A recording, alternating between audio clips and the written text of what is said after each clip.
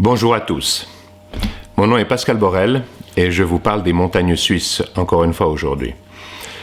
Ça va être un peu le coup de gueule de la semaine, si j'ose dire, parce que quand j'observe ce qui se passe au niveau de la santé, au niveau politique et au niveau économique, je me dis que la machine est complètement déraillée. J'ai un médecin qui m'appelle hier soir, qui me dit « Pascal, ce que vous faites, c'est fabuleux, même s'il y a quelques petites imprécisions dans les domaines purement techniques, vous agissez dans le sens de la sécurité des gens. Et je vous remercie parce que nos politiques ne le font pas, nos économies ne le font pas. Les gens vers lesquels on est naturellement poussé à se tourner quand une crise survient, c'est nos politiques, c'est nos médecins, mais je parle en particulier, c'est nos institutions financières, ne répondent pas présents à l'heure actuelle. Et par simple principe de précaution, je parle d'une potentielle deuxième infection dans une de mes vidéos. Eh bien, aujourd'hui, on sait une chose, c'est que la grippe de 1918-1919, c'est dans la deuxième vague d'infection qu'elle était la plus meurtrière. Donc, est-ce que c'est du fait d'une mutation du virus? On ne le sait pas. Est-ce que c'est du fait qu'on a déclenché une deuxième vague par un système immunitaire qui nous a protégés pendant un certain temps, mais dont l'immunité n'était pas assurée sur le long terme? On ne sait pas. Quand on voit que des rapports qui nous viennent de Chine parlent de 14% de cas de réinfection, quand on voit le docteur Li, le lanceur d'alerte initial, qui, je le rappelle, a été mis en prison pour cacher la vérité par le Parti communiste chinois, qui a été réhabilité et qui est devenu littéralement un héros national quand, allant soigner ses patients, il est mort probablement d'une deuxième infection. Est-ce qu'il a été éliminé par le Parti communiste chinois ou comme beaucoup de journalistes citoyens qui ont disparu, qui faisaient des vidéos de ce qui se passait dans le centre de la pandémie, puisque, encore une fois, le CCP, le Parti communiste chinois, ne donnait pas accès à nos médecins, aux occidentaux, aux journalistes, au centre de la pandémie. Ce qui a encore une fois retardé notre capacité de réponse par rapport à tout ça. Donc, c'est un simple principe de précaution. Si j'ai tort sur la deuxième, potentiellement la troisième infection, c'est ce que je souhaite. Mon Dieu, si j'ai tort, tant mieux. Oui, mais si j'ai raison, les gens qui rassurent le public aujourd'hui, c'est criminel. C'est absolument criminel. Ils seront responsables de manslaughter, d'homicide involontaire.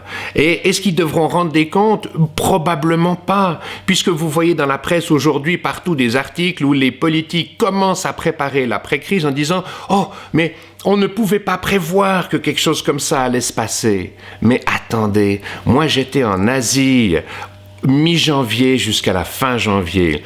Tout le monde pouvait prévoir. Les gens de Corée ont immédiatement mis en place un système de dépistage ultra agressif. Des applications que les gens ont sur leur téléphone, ont l'obligation d'avoir sur leur téléphone pour qu'on puisse tracer leur développement, leur déplacement. Savoir avec qui est-ce qu'ils ont été en contact pour faire en sorte que l'économie puisse continuer à fonctionner. Donc non seulement ils dépistent ultra agressivement, à l'image de l'Allemagne, qui a beaucoup moins de morts que l'Italie ou l'Espagne aujourd'hui, parce qu'ils font 500 000 dépistages par jour à l'heure actuelle. Ils tracent, et je reviens à la Corée du Sud, ils tracent les gens pour savoir avec qui ils ont été en contact, et les gens avec lesquels ils ont été en contact sont testés immédiatement. Voilà une réponse correcte qui permet non seulement de sauver la vie des citoyens, de protéger les citoyens, mais de laisser l'économie en marche. Nous, ici, en Occident, on est totalement largués. Si vous regardez la réponse, par exemple, de la ministre de la Santé canadienne, qui vient expliquer live, vous le trouvez sur YouTube, que les masques ne sont pas nécessaires pour toutes les personnes qui ne présentent aucun symptôme. Mais c'est criminel. Aujourd'hui, on sait que l'évolution de la maladie va essentiellement, ou pour une bonne part, dépendre de la charge virale de départ. Si vous avez un masque, vous diminuez cette charge virale. Elle vient ensuite expliquer que quand vous avez un masque, vous vous touchez la figure, le nez, la bouche beaucoup plus. Mais c'est exactement le contraire. Si vous vous baladez dans la rue, que vous avez touché une surface contaminée, puis que d'un coup vous avez ce réflexe, ça vous gratte sur le nez ou sur la... vous touchez ça vous rappelle qu'il ne faut pas vous toucher la bouche, le nez, voire les yeux. Pourquoi? Parce que si vous vous grattez la joue sur le côté, le virus ne pourra pas entrer. Il a besoin d'une muqueuse pour pouvoir pénétrer dans votre organisme. Donc, cette ministre de la Santé, elle vous a laissé tomber. Elle a mis d'autres priorités en avant. Quand je vois la ministre de la Santé belge, qui vient interdire les tests de dépistage rapide parce qu'ils ne sont pas véritablement efficaces, ou plutôt, ils présentent un pourcentage d'erreur qui peut aller avec des faux négatifs jusqu'à 20%. Oui, mais c'est pas grave. On répète le test le lendemain, puis le lendemain, puis le lendemain, puis rien qu'au niveau du personnel soignant. Ça permet de mettre ces gens-là à l'abri. C'est nos guerriers d'aujourd'hui, ces gens-là. Le matin, ils se lèvent, ils mettent leur combinaison de protection quand ils en ont une. Et ils vont s'exposer à un virus qu'ils vont ramener à la maison potentiellement. On leur permet d'utiliser tous les tests qui sont à disposition. Quand je vois même maintenant j'ai gardé la cerise sur le gâteau pour la fin. Quand on voit un monsieur comme notre, directeur de l'OFSP pour tout ce qui est des maladies transmissibles. Qu'est-ce que c'est que l'OFSP? C'est l'organisme fédéral de la santé publique. Ce monsieur est sur le point de quitter le navire. Il a été en charge depuis 12 ans. Il a fait un travail fabuleux d'après les renseignements que j'ai. Oui, mais le problème, c'est que quand on est capitaine du bateau en pleine tempête, on ne peut pas se permettre d'avoir l'hélicoptère qui arrive, qui vous treuille hors du bateau. Et puis, je vais rester là comme consultant. Le capitaine ne quitte pas le bateau en pleine tempête. C'est insensé, c'est une trahison. Même si on est remplacé par quelqu'un d'ultra compétent, non, le capitaine quitte le navire après la tempête, pas pendant. C'est une évidence. C'est une trahison. Eh bien, ces gens-là vous trahissent. Ils vous trahissent à travers leur comportement. Le monsieur Corr en question va vraisemblablement prendre une retraite certainement bien méritée. C'est évident, encore une fois, sur la base de ses qualités, de ce qu'il a rendu comme service à la nation. Oui, mais... Voilà, on s'est compris. J'aimerais maintenant passer à un autre exemple, c'est l'exemple des médias. Dans les médias, on a relayé abondamment le fait de discréditer un monsieur comme le professeur Raoult, qui, je me permets de le dire, éditait et publiait déjà en 2005 sur les effets antiviraux de l'hydrochloroquine alliés au zinc. Alors, il se fait ridiculiser, alors il n'a peut-être pas une très bonne façon de communiquer, mais en attendant, c'est un monsieur qui est certainement un des meilleurs spécialistes de la planète à ce niveau-là. De plus, les médias auraient quand même pu se rendre compte, s'ils s'y étaient intéressés, qu'en Corée du Sud, on a commencé ces traitements immédiatement pour les cas graves, avec un pourcentage de succès en termes de capacité de guérir et en termes de capacité de ne plus être contagieux assez rapidement du fait de la diminution de la charge virale. Et les médias commencent par ridiculiser les gens, puis ensuite, évidemment, pris de remords, ils viennent les encenser, faisant un tout petit erratum en page 28 qui passe complètement inaperçu. Les médias doivent être tenus pour responsables de ce qu'ils nous communiquent et de l'opinion publique globale. C'est eux qui construisent l'opinion publique. Donc, encore une fois, vous devez aller chercher l'information là où elle est, j'allais dire, non filtrée par le politiquement correct et autres. C'est une évidence. Maintenant, j'aimerais parler de vous. Aujourd'hui, vous êtes à la maison. Vous êtes avec les êtres qui vous sont le plus proches, les gens que vous aimez le plus, vos enfants, votre femme, votre mari, ou que vous détestez le plus, ça peut être le cas aussi. Petite plaisanterie. Mais bref, vous avez le temps de la réflexion. Nous sommes en quarantaine pour une énorme majorité d'entre nous. Donc, vous devez maintenant comprendre ce à quoi vous êtes exposé et qui sont les responsables de la situation dans laquelle on est. Parce qu'ils viennent vous dire « Ah, mais on ne pouvait pas prévoir. » Bien sûr qu'on pouvait prévoir. On avait tous les datas pour ça. Mais aujourd'hui, on n'en a pas tenu compte. Et même quand on a l'exemple de ce qui est fait juste à côté de chez nous, ou de l'autre côté de la planète, mais par les médias, on est informé. Quand on voit que Singapour fait juste, que la Corée du Sud fait juste, que Taïwan fait juste, qui a une des meilleures réponses aujourd'hui à cette pandémie, et qu'on n'accepte toujours pas à l'intérieur de l'OMS, du WHO, pour des raisons purement politiques. Mais comment est-ce qu'on peut accepter une chose pareille? Je vous dis, c'est un peu le coup de gueule, quoi. Je peux pas comprendre que on prive les peuples, les citoyens de leur liberté à ce point-là. C'est dément. Et vous savez, les peuples ont les libertés qu'ils méritent, et qu'ils ont su conquérir. Moi, je suis fier de la Suisse, parce que la Suisse, c'est pas juste un petit pays qui fait du fromage et du chocolat, des petites montres qui font tic-tac, tic-tac, tic-tac de façon très précise. Non. La Suisse, dès 1291, est devenue, j'allais presque dire, la première démocratie de la planète. Bien avant Cromwell, bien avant nos amis français qui, eux, sont pourtant le moteur de l'expansion des démocraties après la Révolution française dans toute l'Europe occidentale. Oui, mais la Suisse, on avait un demi-millénaire d'avance en termes des structures démocratiques que les cantons primitifs ont donné à leurs citoyens. Et est-ce que vous croyez que ça s'est fait dans le bonheur et la béatitude ? Qu'on était tous, on a négocié avec les Habsbourg, la chevalerie de la Haute-Allemagne, en disant que c'était dans l'intérêt du plus grand nombre dans nos cantons qu'ils abandonnent le joug sous lequel, la dictature dans laquelle évoluaient les quelques cantons primitifs ou Rieschwitz-Unterwald à l'époque. Mais non, ça s'est fait dans des combats sanglants.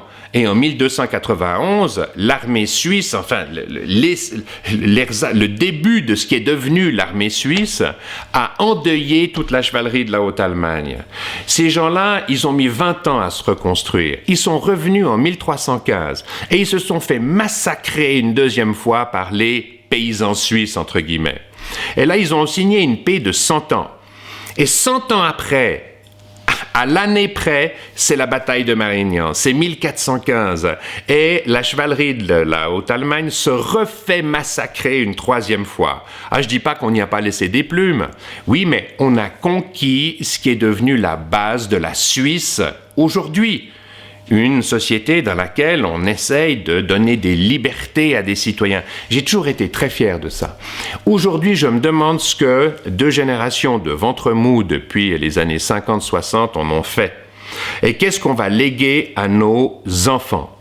Donc, vous avez aujourd'hui l'occasion de revenir à une réflexion par rapport à ce qui doit se passer dans le futur. Donc, les citoyens ont les libertés qu'ils méritent, qu'ils savent conquérir. Et aujourd'hui, les solutions, c'est peut-être un peu simpliste ce que je vous dis, mais les solutions, c'est d'abord des amendements constitutionnels. On ne va pas réécrire toute la Constitution, c'est évident, mais on va responsabiliser les gens qui sont à la tête du maintien des structures qui nous permettent de vivre en harmonie les uns avec les autres. Et la première chose, c'est de les responsabiliser au niveau des finances. C'est-à-dire que l'État n'a pas le droit d'outrepasser de plus de 20 ou 30% de ce que la nation produit n'a pas le droit d'outrepasser ses valeurs. C'est-à-dire que l'essentiel de la valeur de votre travail doit rester chez vous. Vous devez être capable d'exiger que la nation doive travailler selon les mêmes principes que, j'allais dire, les sociétés, qu'elles soient industrielles ou autres. C'est une première chose. L'autre chose que j'aimerais dire encore, c'est que les réactions des politiques associées aux banques centrales va provoquer des dégâts majeurs.